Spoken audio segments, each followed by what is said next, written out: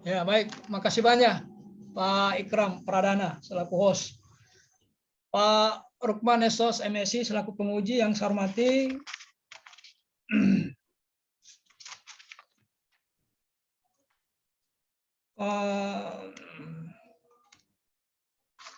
Ini tidak ada halaman pengesahannya.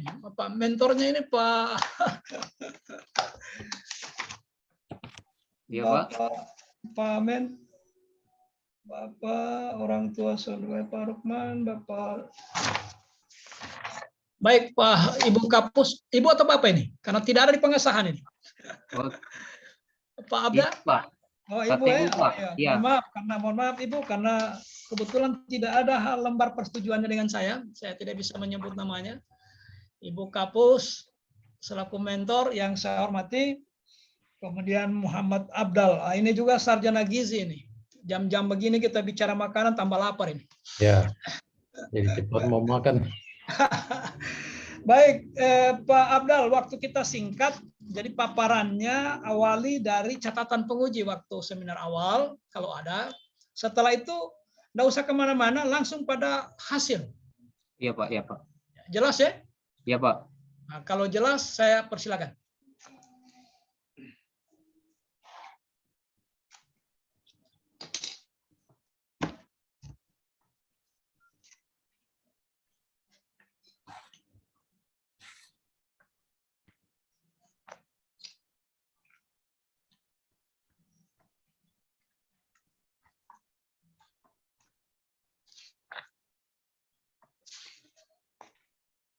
Bismillahirrahmanirrahim. Assalamualaikum warahmatullahi wabarakatuh. Waalaikumsalam warahmatullahi. Yang terhormat Bapak Rukman Esos MSI selaku penguji. Yang terhormat Ibu Mulyasi selaku KTU yang pada kesempatan ini menggantikan Ibu Kapus selaku mentor. Kemudian yang terhormat Bapak Dr. Andes Bahrun MSI selaku pembimbing, izinkan saya untuk mempresentasikan hasil kegiatan aktualisasi saya yang berjudul Upaya Pencegahan dan Penanganan Kasus Balita Wastid melalui demo masak makanan tambahan berbasis pangan lokal menggunakan video dan membentuk keluarga binaan. Yang pertama, catatan penguji pada saat ujian rancangan ditambahkan latar belakang, kemudian tambahkan faktor penyebab isu yang diangkat yaitu balita wasted disesuaikan dengan kondisi di wilayah kerja puskesmas, kemudian dimasukkan ke dalam latar belakang. Kemudian yang ketiga, tambahkan prevalensi masalah gizi wasted untuk memperkuat isu yang diangkat, ditambahkan di latar belakang. Kemudian perbaikan penulisan, yaitu susunan penulisan. Kemudian tambahan, lampirkan dokumen saat aktualisasi dan habituasi. Masuk kegiatan, ya. Kemudian untuk realisasi kegiatan yang pertama yaitu melakukan persiapan menghadap mentor. Tahapannya yaitu menyiapkan bahan menghadap mentor. Outputnya yaitu tersedianya bahan, kemudian menghadap mentor untuk memperoleh dukungan, kemudian berdiskusi dengan teman seprofesi untuk mendapatkan saran dan dukungan. Slideshow dulu Pak, kecil ini. Oh ya, slideshow.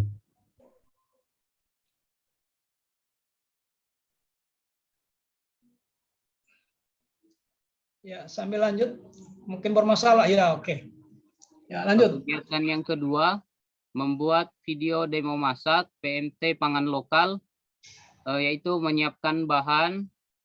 Saya lakukan pada tanggal 7 Juni 2020. Kemudian penentuan bahan pangan lokal dilakukan pada 8 Juni 2021. Kemudian outputnya daftar bahan pangan lokal yang digunakan. Yang ketiga, membuat desain video PMT pangan lokal, outputnya berupa video yang sudah saya upload di YouTube. Kemudian uji coba video yang dilakukan pada tanggal 9 Juni 2021 untuk melihat respon dari ibu-ibu balita mengenai videonya. Kemudian kegiatan yang ketiga, melakukan demo masak makanan tambahan pangan lokal melalui video pada balita gizi kurang. Ini saya lakukan di empat desa. Yang pertama berkoordinasi dengan kader, yang kedua memberikan penjelasan dan pemutaran video demo masak. Yang ketiga umpan balik atau tanya jawab. Kemudian kegiatan keempat yaitu melakukan kunjungan rumah keluarga binaan. Sebelumnya itu tahapannya berkoordinasi dengan kader untuk diperoleh jumlah balita gizi buruk. Kemudian menyiapkan data identitas balita gizi buruk dilakukan pada tanggal 9 Juni 2021. Kemudian tahapan yang ketiga menyusun rencana tindakan saat kunjungan. Kemudian tahapan yang keempat melakukan kunjungan rumah 1 kali dalam 1 minggu, yaitu tanggal 10, 16, 20, dan tanggal 30. Kemudian kegiatan yang kelima yaitu melakukan evaluasi, melihat analisis realisasi demo masak PNT pangan lokal di tingkat rumah tangga, kemudian menganalisis pertambahan berat badan anak balita setelah dilakukan keluarga binaan.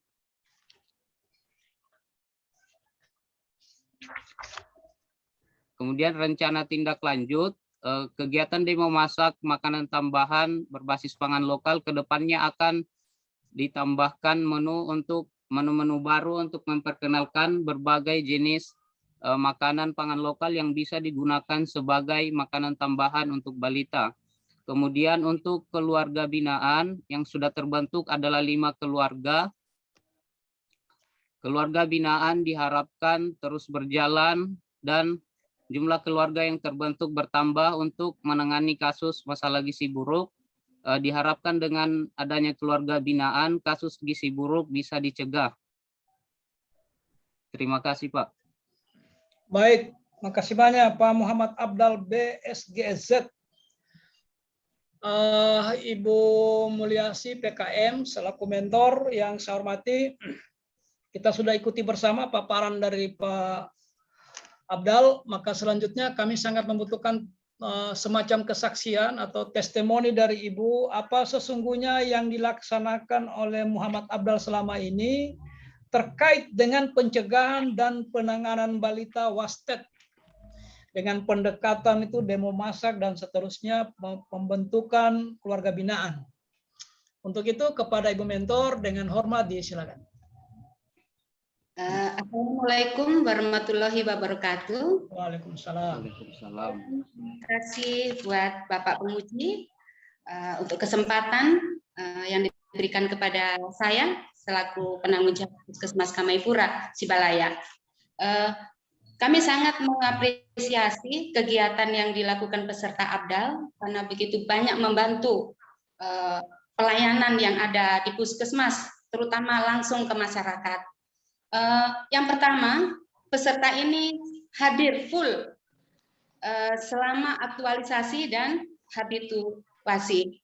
Yang kedua, kegiatan yang dilakukan semuanya berhasil, semua berhasil dan memberikan manfaat bagi masyarakat luas yang membutuhkan. Kemudian yang ketiga, kedepannya kegiatan-kegiatan peserta yang telah dilaksanakan akan kami tindak lanjuti, Pak, dan akan kami masukkan ke dalam rencana kegiatan tahunan sebagai upaya pencegahan dan penanganan masalah yang ada, terutama masalah gizi di wilayah Puskesmas kami, wilayah kerja Puskesmas Kamaipura, Kecamatan Tanam Lava. Sangat-sangat membantu, Pak. Demikian dari saya, Pak, selaku penanggung jawab. Terima kasih banyak atas testimoni Ibu penanggung jawab PKM Kamaipura Tanam Lava ya, Sibalaya. Iya. Tidak salah. Baik, sekali lagi makasih banyak Ibu atas kesaksian yang ada. Baik, selanjutnya kepada Bapak Penguji Pak Rukman SOS MSI dengan hormat disilakan. Baik, terima kasih yang terhormat Pak Bahrun MM yang saya hormati. Ibu Mentor, Ibu Dia yang saya hormati, dan yang saya banggakan Pak Muhammad Abdul sebagai peserta Latsar. Assalamualaikum warahmatullahi wabarakatuh. Waalaikumsalam. Waalaikumsalam warahmatullahi wabarakatuh. Baik, Pak Muhammad Abdul, Ya, Pak. berdasarkan kegiatan-kegiatan yang saudara laksanakan sampai ke tahapan-tahapannya, ada tidak kendala yang Bapak hadapi? Kendala yang saya hadapi ketika saya turun lapangan, misalkan kami sudah janjian dengan ibu-ibu keluarga binaan, pas saya kunjungi itu ada beberapa ibu yang tidak istilahnya bekerja di kebun sehingga harus dijadwalkan ulang, Pak, seperti itu. Kemudian kalau untuk kegiatan demo masaknya berjalan dengan baik, tetapi di beberapa posyandu masih ada tempat yang tidak memiliki aliran listrik seperti itu, Pak. Jadi hanya beberapa posyandu, Pak. Selebihnya aliran listriknya bagus, Pak. Semula berapa posyandu yang ditargetkan? Semula yang ditargetkan itu 13 posyandu, tetapi yang bisa saya jangkau itu karena saya realisasi kegiatannya itu untuk demo masak, saya gabung per desa. Jadi masih ada satu desa yang belum sempat direalisasikan video demo masak di situ, Pak. Kalau untuk keluarga binaan, saya ambil perwakilan balita gizi buruk di tiap-tiap desa, kecuali yang satu desa itu karena di sana ada 5 desa, jadi yang satu desa itu memang kasus gizi buruknya tidak ada, sehingga saya ambil balita gizi buruk di desa sebelah yang saya anggap bisa untuk yang layak untuk dijadikan sebagai keluarga binaan, Pak, untuk mencakupi 5. Baik, adakah desa yang menurut saudara sesuai standar pemerintah dalam satu desa itu terdapat beberapa orang atau bayi yang menderita gizi buruk? Ada tidak? Kalau dari standar pemerintah, semua balita gizi buruk itu harus ditangani, tetapi pada saat kegiatan Latsar, saya lakukan berdampingan dengan fungsi saya di puskesmas, Pak. Tetapi untuk yang saya fokuskan di keluarga binaan itu hanya 5 desa, tetapi semua balita-balita gizi buruk itu secara aturan dari kementerian itu satu pun harus kita tanggulangi, Pak. Jadi tidak bisa kita menunggu sampai terjadi komplikasi yang lebih lanjut, Pak. Pertanyaannya ada atau tidak? Iya. Ada tidak yang didapatkan? Anda temukan ada kasusnya? Ada, Pak. Nah, di desa apa tuh, Pak? Ada di Desa Lambara,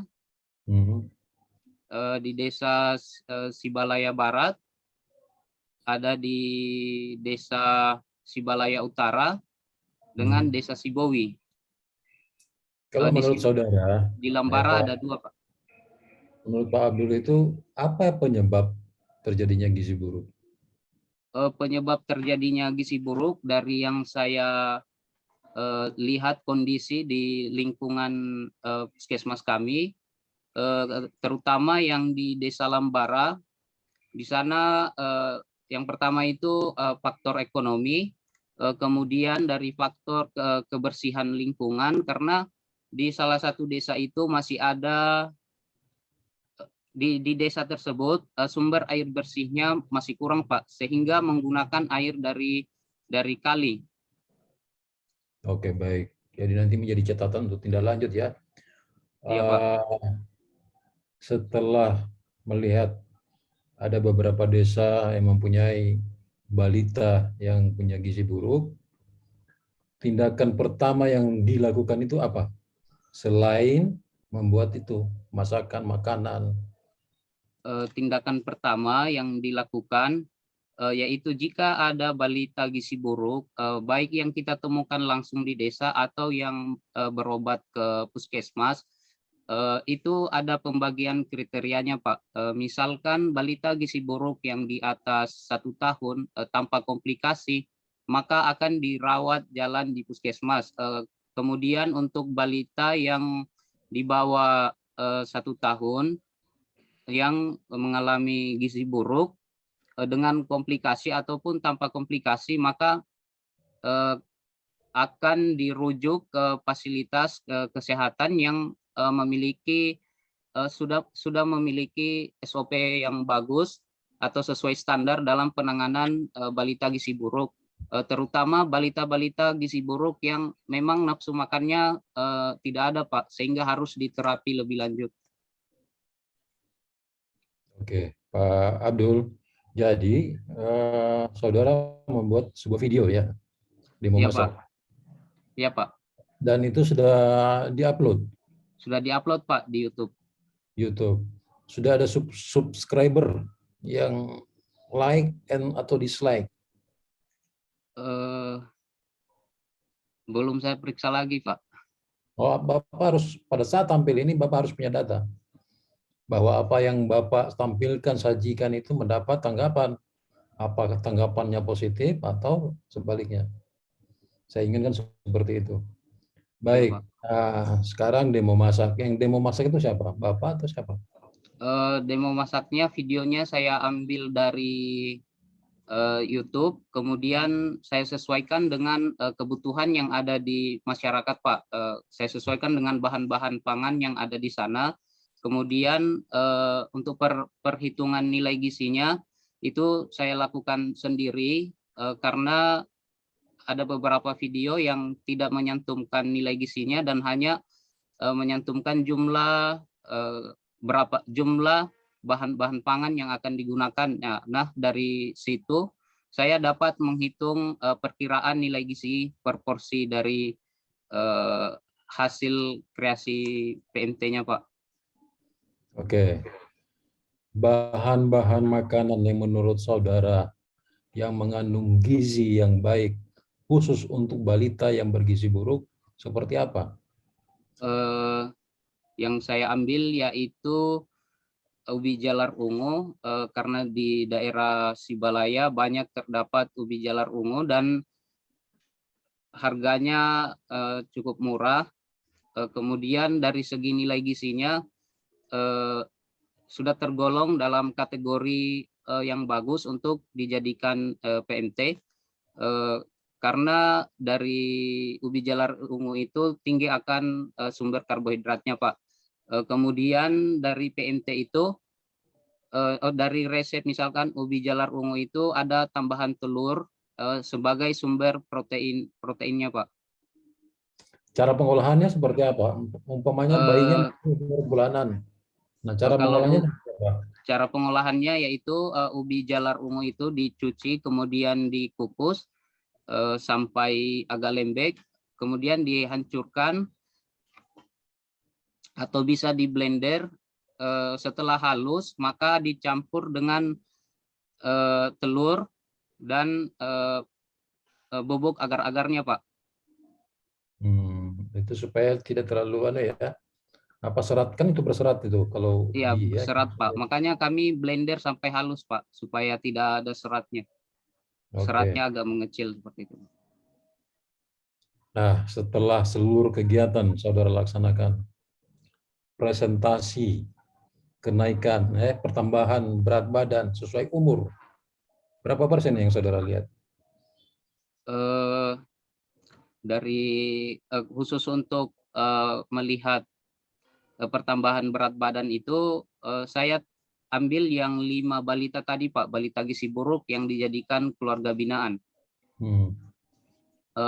Untuk presentasinya Kalau dari menurut saya untuk satu balita itu ada yang naik 7 ons lebih, maka dia sudah saya cocokkan dengan KMS-nya sudah melewati batas KKBM atau kenaikan berat badan minimal balita setiap bulan, Pak. Oke, itu ada saudara lampirkan di sini Belum ada, Pak. Yang saya lampirkan masih ke tabel kenaikan berat badannya, Pak. Belum saya lampirkan untuk KKBM-nya itu. harus Kenaikan berat dilampirkan. badan Menurut minimal. saya karena begini, harus dilampirkan karena pertumbuhan persentase kenaikannya kan harus kita lihat perkembangan pertumbuhan bayi sesuai umur. Iya, Karena Pak. dengan begitu kita melihat, oh nilai gizi ini cocok dengan balita umur sekian. Jangan kita menyamaratakan misalnya umbi dengan yang umur sekian sudah bisa penanganan makanannya, penganan makanan. Iya, Pak. Jadi ada data-data seperti itu yang Bapak lampirkan di tulisan ini. Saya kira begitu ya, Pak Abdul. Iya, Pak. Iya, Pak.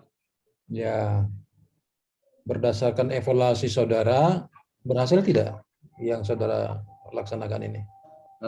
Berdasarkan evaluasi saya untuk kegiatan demo masak, sudah ada ibu-ibu balita yang mau mempraktekkan resep yang saya berikan, terutama salah satu resepnya yaitu puding ubi jalar ungu, Pak. Dan saya dipanggil langsung ke rumahnya untuk melihat proses pembuatannya, Pak. Oke. Biayanya dari mana tuh? Kalau bikin demo begitu, masak apa? Kalau dari yang itu dibiayai oleh ibu balitanya sendiri, Pak, karena saya hanya memfasilitasi untuk pemberian informasinya seperti itu. Biasanya kan ibu bayi yang balita gizi buruk, kalau dilihat dari standar ekonomi biasanya agak sedikit memprihatinkan, mohon maaf. Ya, Pak. Nah, bagaimana cara saudara supaya saudara tidak membebani mereka? Untuk di daerah di sana sudah ada bantuan dari desa, karena dari beberapa kasus yang beberapa ibu yang memiliki balita gizi buruk sudah mendapatkan bantuan PKH, Pak. Jadi pada saat saya kunjungan keluarga binaan, di situ saya memberikan pengarahan bahwa misalkan dana 500, bagaimana kita mengelolanya untuk memberikan makan si anak tersebut dalam 1 bulan dengan harga yang murah dan dengan mempertimbangkan kualitas nilai gizinya, Pak. Sering melaksanakan kegiatan konsultasi dengan mentor? Yang saya lakukan itu hanya 3 kali, Pak. Saya lakukan selama di Posyandu. Di puskesmas. Ada kartu konsultasi? Ada, Pak. Saya lampirkan di belakang. Ada ya, oke, baik. Saya kira cukup, Pak Bahrun. Terima kasih. Assalamualaikum warahmatullahi wabarakatuh. Waalaikumsalam. Makasih banyak, Pak Arman. Menarik juga ini, rupanya ubi jalar ungu ya. Ya, ternyata itu. Telurnya Pak Abdal, telur ayam kampung apa telur ayam sembarang saja?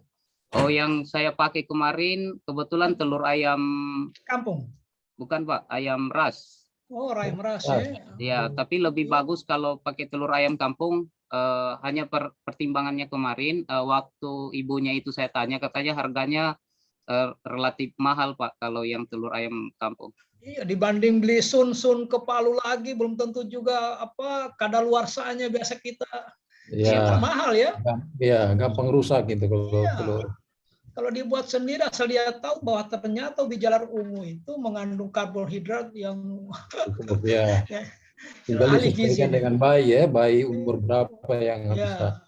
Di blender sehalus-halusnya campur telur, sudah jadi sun dia. Baik, makasih banyak. Ibu Mentor, makasih banyak Ibu Mentor karena waktu kita sudah habis. Jadi saya tidak mengembalikan lagi kepada Ibu Mentor untuk close up. Makasih banyak juga Pak Abdal atas beberapa informasi penting. Pak Penguji, terima kasih. Terima kasih, Pak. Kita akhiri sesi ini dengan ucapan billahi taufiq walhidayah. Assalamualaikum warahmatullahi wabarakatuh. Waalaikumsalam warahmatullahi wabarakatuh. Waalaikumsalam warahmatullahi wabarakatuh. Setengah 2 ya kita. Ya, setengah 2 Pak Ikram, Pak permintaan.